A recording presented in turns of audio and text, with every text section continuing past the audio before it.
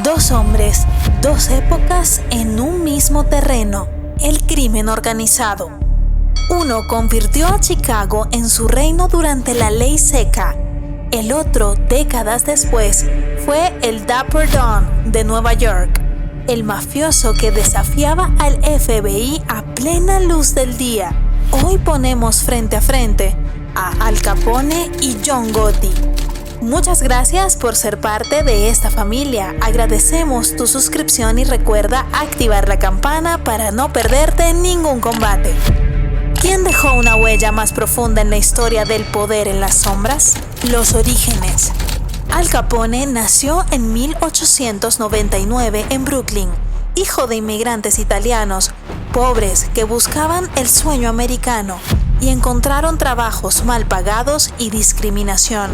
Desde adolescente se movió entre pandillas callejeras y abandonó la escuela tras agredir a una maestra. En ese ambiente de violencia y carencias, encontró en el crimen un camino rápido para sobrevivir. Su gran salto llegó al mudarse a Chicago, justo cuando la ley seca prohibió el alcohol en los años 20. Esa prohibición fue la chispa que encendió el mercado negro que lo catapultó al poder.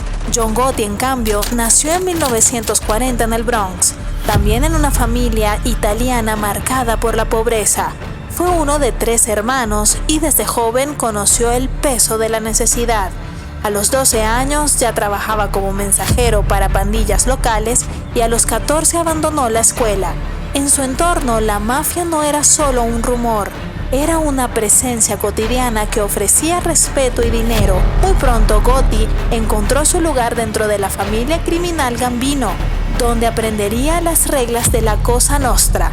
Dos hombres separados por 40 años, pero unidos por un mismo origen: pobreza, discriminación y un entorno donde el crimen parecía la única salida. La pregunta incómoda es: ¿cuánto de su destino estaba marcado por la falta de oportunidades? El protagonista de esta sección es Capone. Él aquí toma ventaja.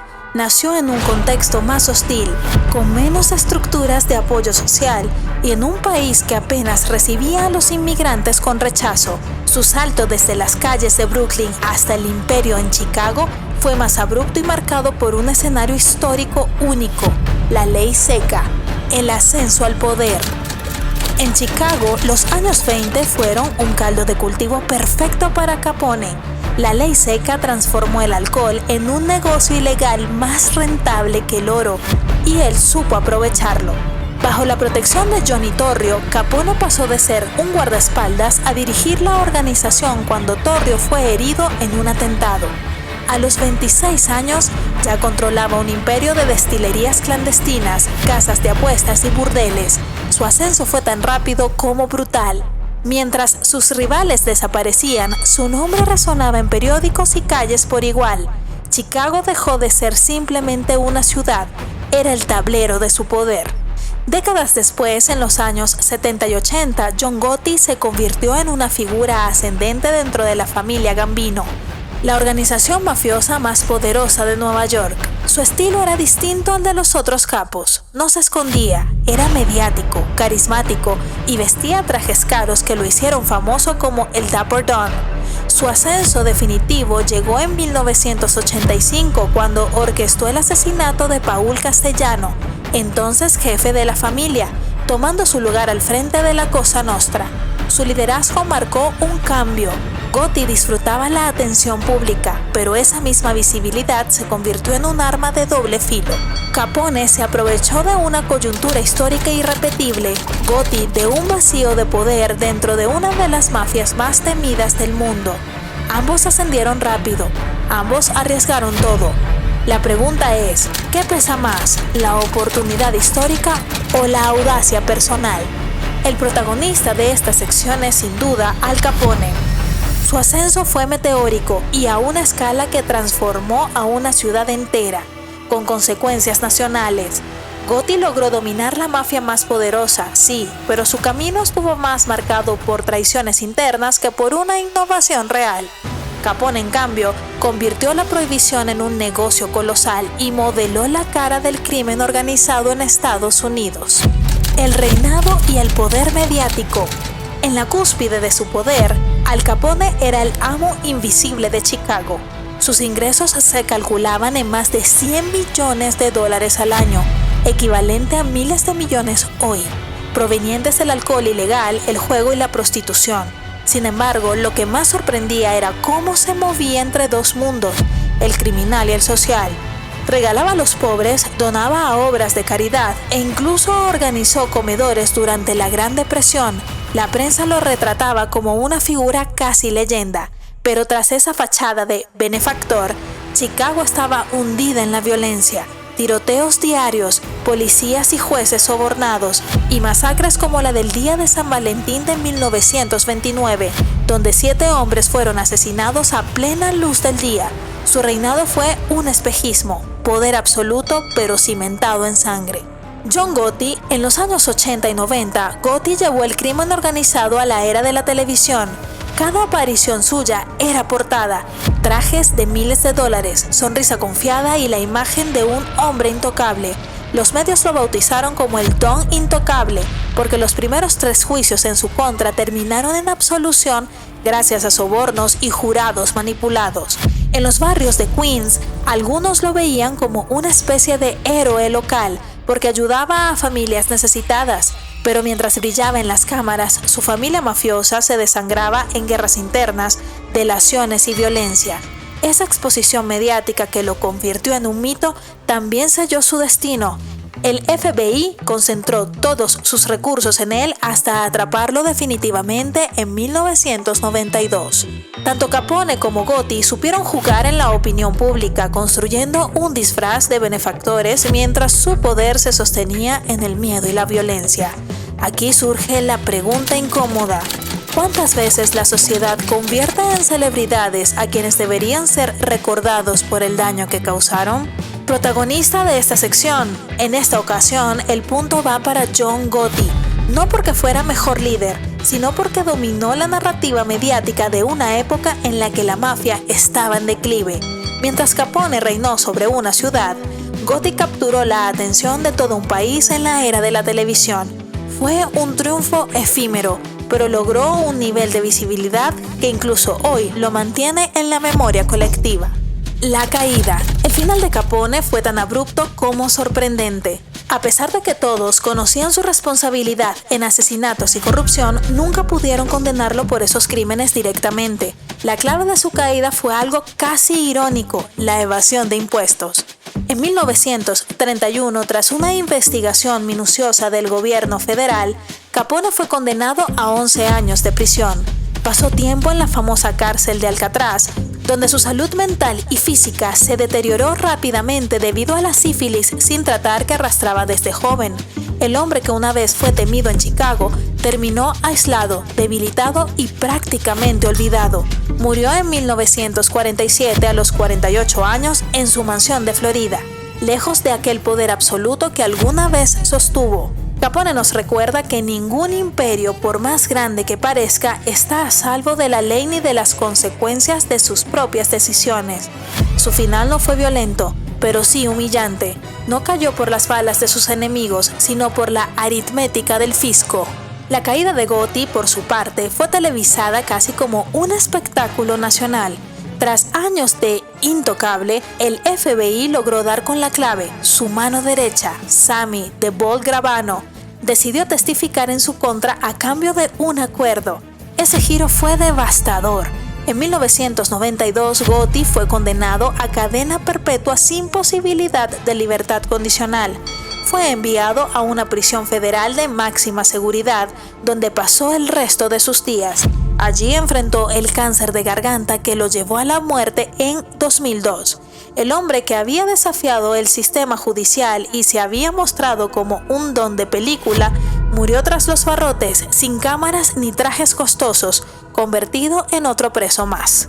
La caída de Gotti muestra cómo la lealtad, base del poder mafioso, puede desmoronarse en segundos, y cómo la misma visibilidad que lo hizo famoso lo convirtió en un objetivo imposible de escapar. Ambos finales nos dejan una enseñanza incómoda. Detrás de los lujos, la fama y el poder hay una realidad inevitable: la justicia. tarde o temprano, alcanza a quienes construyen su legado sobre la violencia y la ilegalidad. Capone cayó por un descuido administrativo, Gotti por la traición de su círculo cercano. Dos caminos distintos, un mismo destino. Prisión, enfermedad y olvido. El protagonista de esta sección es increíble. Aquí el punto es para el Estado, no para ninguno de ellos. Tanto Capone como Gotti, que parecían intocables, terminaron derrotados por un sistema que, aunque lento y a veces ineficiente, supo encontrar su vulnerabilidad.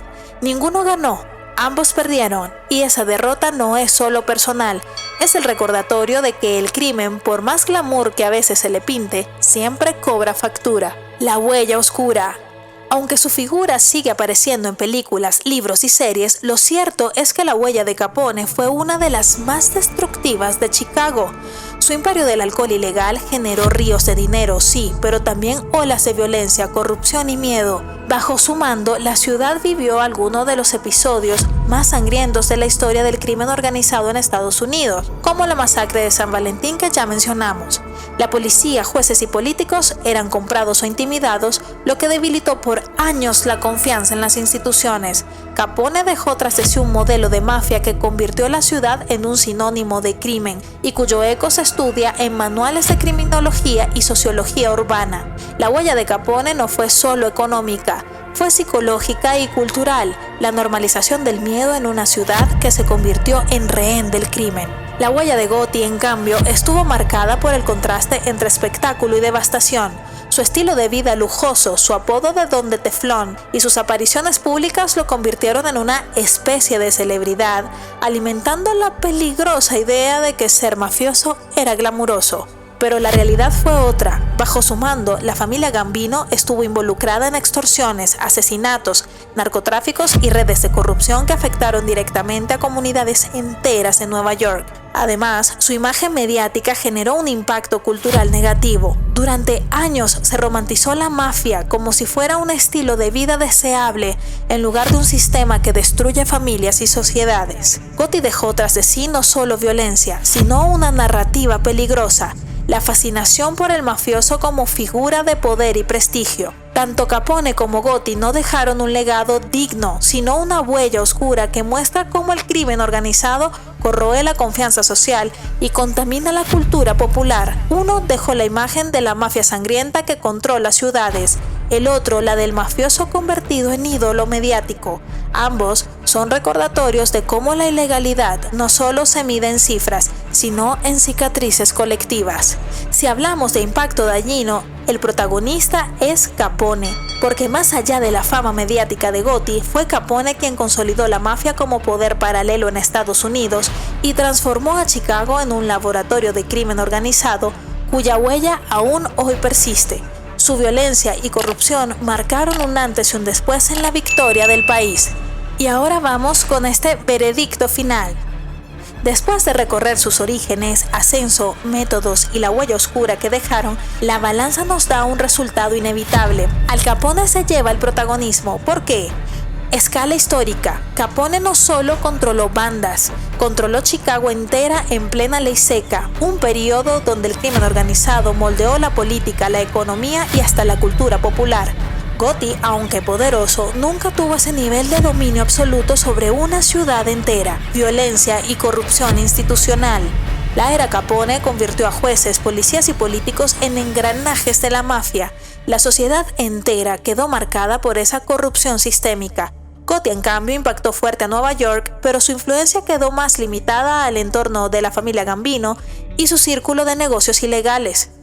La huella cultural. Capone es sinónimo de mafia en cualquier rincón del planeta. Su nombre se estudia en criminología, aparece en novelas, películas y documentales. Gotti, aunque famoso como el Don de Teflón, tuvo un impacto más mediático que histórico. Y aquí te dejo una reflexión. Ambos dejaron heridas profundas en la sociedad, pero de distinta naturaleza. Capone normalizó el miedo y la violencia como formas de gobernar, mientras que Gotti alimentó la peligrosa fascinación por la figura del mafioso glamuroso. Ninguno dejó un legado positivo. Lo que dejaron fueron cicatrices colectivas que recuerdan cómo el crimen organizado siempre destruye más de lo que aparenta construir. Ahora te dejo la pregunta que puede dividir opiniones. ¿Quién dejó la herida más grande en la sociedad? ¿Al Capone, que convirtió a Chicago en un tablero de miedo y corrupción?